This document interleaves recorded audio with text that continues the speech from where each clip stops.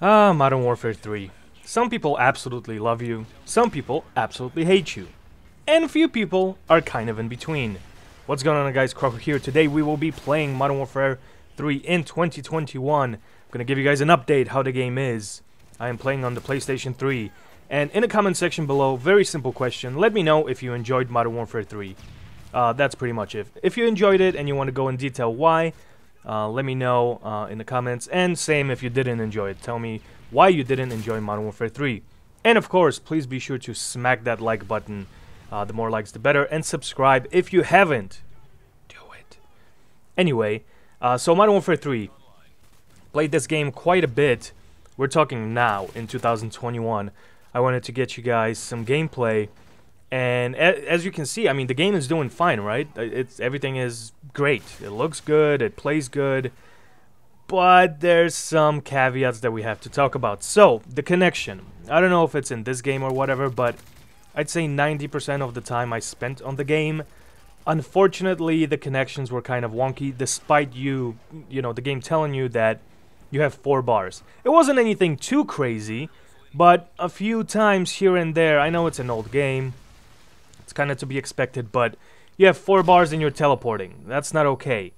And the sad thing is, there are fucking hackers. God damn it. Even in this game, there's hackers. During this session, I had one guy. I think in the second gameplay, I was actually on his team, but I'm not too sure. The person kept changing names, and then I just quit after the dude started hacking. So I was like, well, that's the end of my session. But I played for quite a bit. Modern Warfare 3. And again, this is on PlayStation 3, so for all you people, all the younger Call of Duty players, remember, this has no crossplay. This is just PlayStation 3. And the cool thing is, so the last time I played Modern Warfare 3, when I wanted to first do this video, was in January, this January, right? And for some reason, on the PS3, the player counts showed 0, for me at least. And today, it refreshed, I guess, fixed itself. And it said that there was like 30,000+ people playing this game. That's kind of cool. I mean, that means the game is in a relatively healthy shape. Remember, this came out in 2011. It was, followed by Black Ops 2, and the game previous to Modern Warfare 3 was Black Ops 1. It was still that 2-year Call of Duty cycle. So you will be able to find a game, you just have to pay attention to... if there's a hacker, just leave, wait a few minutes, maybe you're gonna get a better lobby without the hackers or whatever. Connections are a little bit wonky, but it's definitely playable, it's definitely fun. It's Modern Warfare 3. And while playing this game again, after such a long time, it's clear that Sledgehammer had a lot to do with it. This is not by any means... I mean, it is Modern Warfare 2 engine, right? It's basically a DLC to Modern Warfare 2, as we called it back in the day. A lot of people weren't happy when the game first dropped, including me. The thing that got me over the edge were the maps. So I think we can pinpoint to when people started complaining about the maps to Modern Warfare 3. Because it wasn't only me. I wasn't the only one bitching about the maps, believe it or not. I remember I played a game on Carbon. It was one of my very first games in Modern Warfare 3. I played it and the map kept, recurring and reoccurring, and I was like, this kind of fucking sucks. It was new levels of verticality that threw, at the time, Call of Duty players on a little bit of a loop. Because usually what we had were these, well, I would say linear maps. Village is a good, example of what we were used to. So maps like this, not like Carbon where, there's stairs and everything. It didn't feel right. And a lot of those maps in Modern Warfare 3 were kind of like that. So I remember I got so frustrated that I tweeted out at the time that I'm going back to Modern Warfare 2. Like, this is not it. And I never prestiged in Modern Warfare 3. I did like the game. I did put a lot of time into it. I actually maxed out levels on PC even. I did like the game. It was good. What I definitely liked about it was the gun sounds, how, the guns handled, the hit marker sound. It was very cool. And it was more of the Modern Warfare 2 type of feel for me. But it's kind of clear that, I don't know, this engine kind of took a nosedive. If you compare this type of gameplay, on, let's say, Village, to, I don't know, any map in Modern Warfare 2, could be even a dark, murky map.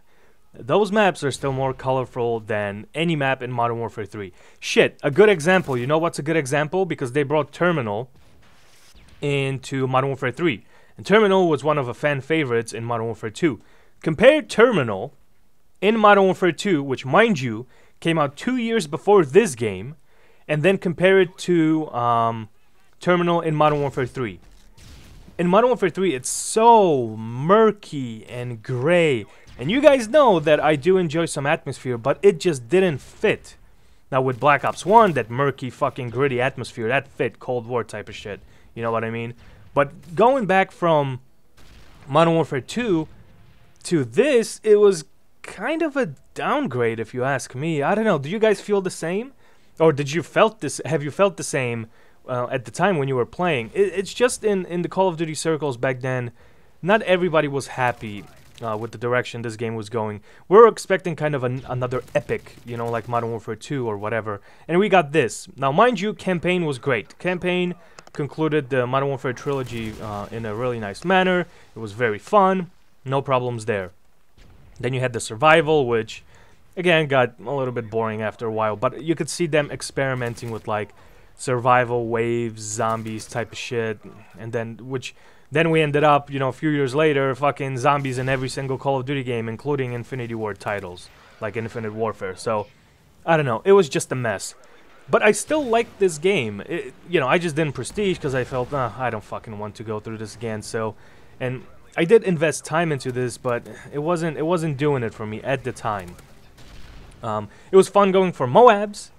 Yeah, the guy is here. I just saw the little icon, if you noticed. So, yeah, the game is a little bit hacked. But anyway, it wasn't, at the time, it wasn't something that I was looking to put a lot of hours into. And I was kind of disappointed. And you can, I guess, pinpoint that this is where it went down the shitter.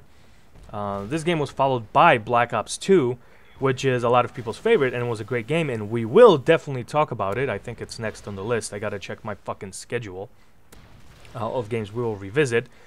But for Modern Warfare series, that was kind of, well, that was it. The next thing to follow up was Ghosts, and we all know how Ghosts ended up. You know, on a lot of people's shit list. But Modern Warfare 3, despite all that, had charm. I don't know. It's kind of, it feels to me a little bit unfinished, and definitely since, you know, we talked about when we revisited Call of Duty Ghosts and Modern Warfare 2, I did mention a bunch of times that trouble started actually in my Call of Duty Decline video, which was Black Ops Cold War. I did state that once Sledgehammer got involved in Call of Duty, that's when shit kind of hit the fan.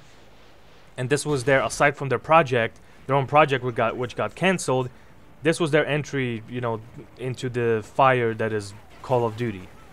And I'm sure they tried their best to, you know, give us a good product, but it just ended up the way it did. It still sold. Modern Warfare 3 still sold phenomenally well. Phenomenally well. So don't worry about Activision losing money on this shit.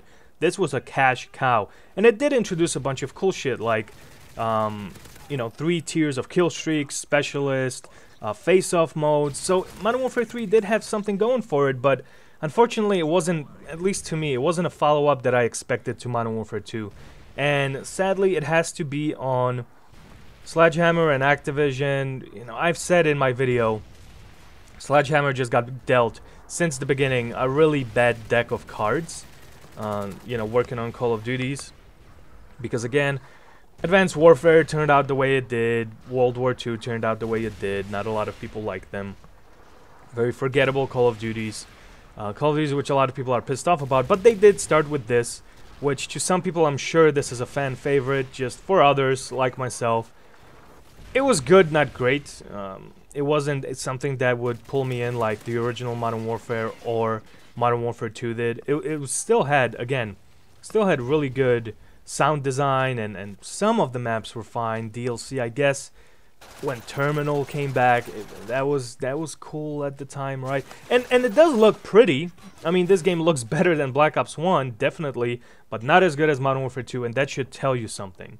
So remember, guys, in the comments, let me know if you enjoyed this game. You know what? Maybe what's your favorite memory of it? I don't know. And they did introduce the Juggernaut, which was also nice in Modern Warfare 3. So that was a kind of a bit of a different kill streak. Now when you play it, again, you're able to find the lobby, but I don't think there's a point of even using the lethal kill streaks. You're better off with the defensive set or the specialist bonus, whatever. That's kind of what I wanted, what I ran. I just wanted to show you some lethal kill streaks in action in the whatchamacallit, the game on Dome. But that's it. That's Modern Warfare 3. That's my opinion. It's still definitely playable. This was on the PlayStation 3. The game says there's 30,000+ people playing, so hop on if you have a copy. This was Krahu. Thank you so much for watching. See you guys next time.